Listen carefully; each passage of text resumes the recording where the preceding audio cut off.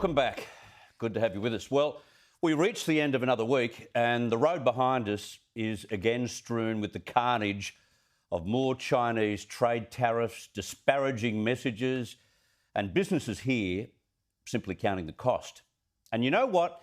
Beijing won't stop being a sook. The regime only knows one way to get what it wants, which is to be a bully and inflict pain. That's what China has been doing to its people for centuries. It was part of their dynasties, and now it's in their communist DNA.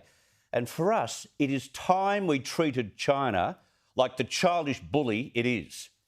Australians should not have to live any longer in some kind of perpetual anxiety over what China does next. Today we heard how the editor of one of their government-run media outlets, the Global Times, told our ambassador in Beijing on Wednesday that Australia was the most unfriendly country outside the US. He even posted the comment on a chat site to 24 million followers. Well, we all know that that is total and utter garbage.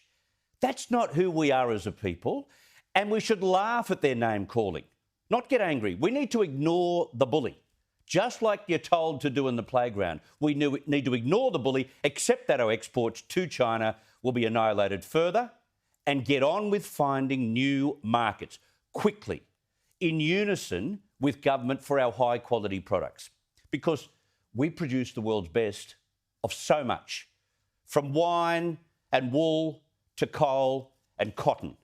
Australia does not deserve to be treated like chewing gum under their boot, as Beijing has stated this year.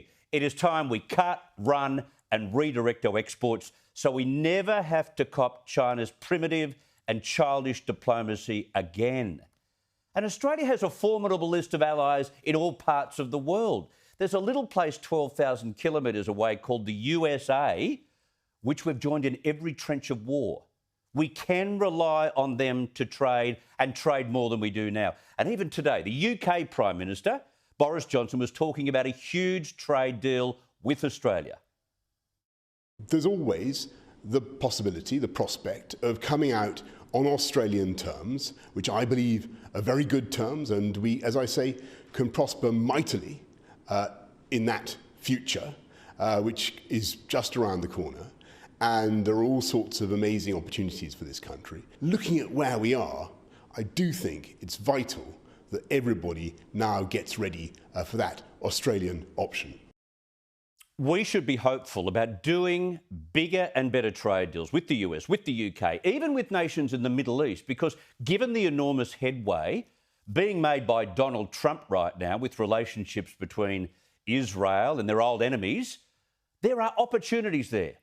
As for what we do in our bubble here in Australia, we need a major media campaign, quick, smart, involving as many producers as we can squeeze into a 60-second ad or on a full-page newspaper ad to begin the rallying call for all Australians to buy their stuff, our stuff.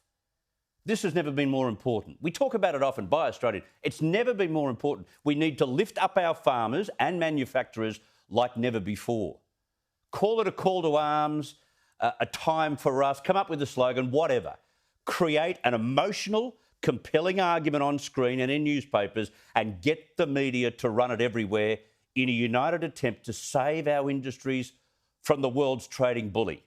I just think it's time to draw that proverbial line in the sand over China, muster our people power, which we've always relied on, to support industries who need our help. We can do it, and we can all make a massive difference.